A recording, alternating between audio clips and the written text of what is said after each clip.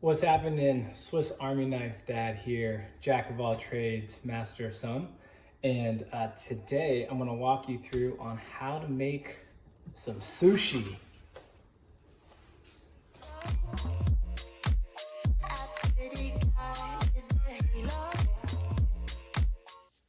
All right, welcome back. I'm gonna teach you how to make some sushi from what I know. So here are three of the main ingredients that I use. I do use sugar as well, but the roasted seaweed, the rice vinegar, and the sushi short grain rice, you can pick that up from most grocery stores. And to cook the rice, I use my Instant Pot.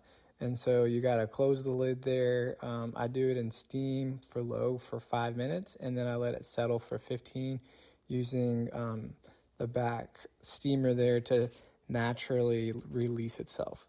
So this part is really important to make sure that the rice is clean and washed. Most recipes that I have found and looked up have told me to wash it.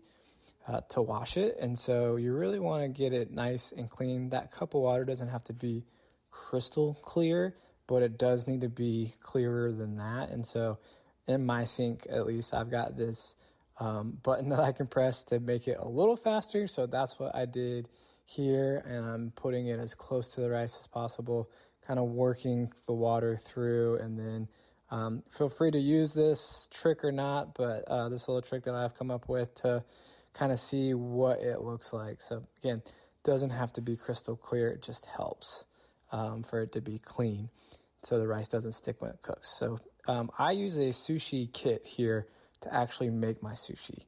So you got a little bamboo roll, you've got the Sushi Bazooka, you've got the cutting mat, and there's some other things in here that I don't typically use. There is that knife, as well as a little tray for the soy sauce. There's another one there.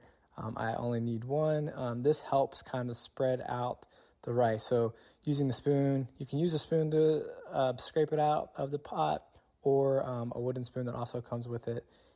And so as you're cutting the stuff to go inside, just make it like, long and skinny sticks. So cutting your avocado, I'm just doing simple avocado, cucumber, and then crab as well. So trying to make them long and skinny, so when I put it in the Sushi Bazooka, that I'm able to place it and not have to use 6 or 7 pieces. And when you buy, this is just imitation crab, feel free to use whatever you want, but the sticks really help when putting it in the Sushi Bazooka there. So when I use the seaweed paper, I put the shiny part up on top. That way the kind of rough part is on outside. I don't actually know what is the correct way. This is what works for me. And then as your rice finished cooking, you want to add your dressing, is what they call it, the sushi dressing, it's just in 2 cups of rice. I use a 1/3 cup of vinegar, and then add some sugar there as well. And then kind of mix it around really well right here, because that will make sure it gets all parts of the rice. And then I'm going to walk you through the actual using of this Sushi Bazooka. So release that cap. Sorry, dropped it there. And then this thing, you got to make sure you use it correctly, because if you're doing a lot while you're putting the rice, so make sure that that's in there. I can't tell you how many times I have closed this thing and realized, oh no, the pushing mechanism here isn't there. So I'm stuck. So I have to open it back up and put it back in. So this part does get messy. You will, if you don't, please tell me how you do it. But as I've done this probably 10 or so times now in the last year that I've had this, I always get the counter really messy. So just put it in there nice. Try to do your best. There's that little spoon too that will help to kind of get a nice little groove to stick the stuff for the inside if you want to use that. But try to spread it out throughout the whole Sushi Bazooka, because when you do put the things in there and you kind of compress it like I'll do here in a minute, it will really help. So you can use this little spoon for a groove like I was just saying, and that will help with making some room and getting the rice kind of on the outside as well. So that really helps. So try to put your meat in first. I put the crab because I want that to be on the outside, and then I do the cucumber because that will be kind of in the middle. And then I add, if this one side gets too full, then you can use the other side like I'm doing here to get your sushi in there, or to get this stuff inside. So again, it doesn't have to be these 3 ingredients. It could be whatever you want. Just make sure that pole is in the groove part. And then you kind of close it here. This might be hard, and you might get some rice like I have here, but regardless of what you do, just get in there, and then you'll see some vegetables or whatever poking out. That's where that cap comes into play, and then you kind of got to start, turning that so it goes down, and then you push it to compact it. I've had the lid pop off a couple times, so kind of exactly like that.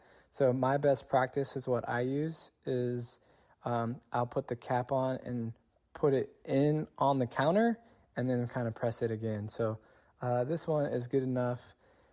And when you put it on the sushi paper there, on the seaweed paper, you're going to make sure that you do it on the edge, or else it will pop over and it won't be like perfect. And one of your pieces will kind of be missing some of the rice. So I roll it here. You don't need the bamboo roller for this type of sushi. The roller is really for when you, put down a bed of sushi. You don't use bed of rice. You don't use the bazooka. It's a lot harder. It's a lot messy. You get rice stuck everywhere. I don't like to do it that way.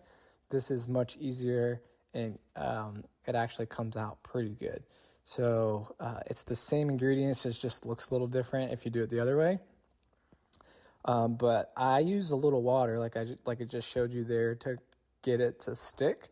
And just very little bit, and you can't tell at all that it's there. And then you use this little cutting mat to cut the sushi equally. So it's really easy. This knife comes in the set as well, but it makes it so easy to cut it. Be careful of your fingers. I've almost cut my fingers a couple times. This knife is really sharp. They make it really sharp on purpose, and if you need to, you probably do need to keep it sharp.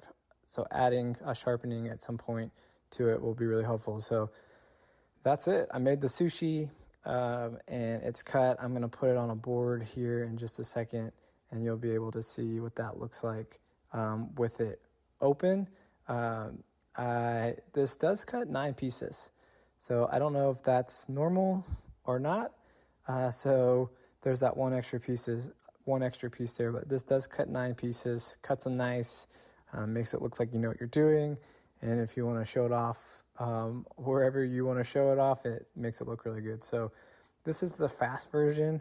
I sped it up here so you can see what it looks like. Just again, as I do, use the countertop that time to be able to press it in, but get there. You can use, like I'm using the mat there just to kind of give some extra pressure without my fingers going through. Again, I wish it took this fast because it is kind of a long process, but so worth it. I think overall it took me about 45 minutes to an hour to make this whole 2 cups of sushi, or 2 cups of rice, which made about 4 rolls. Hope you enjoy it. Like or subscribe this video. Click on these other videos if you're interested in learning more things I have done around the house. Like and subscribe to the channel, and we'll see you in the next video.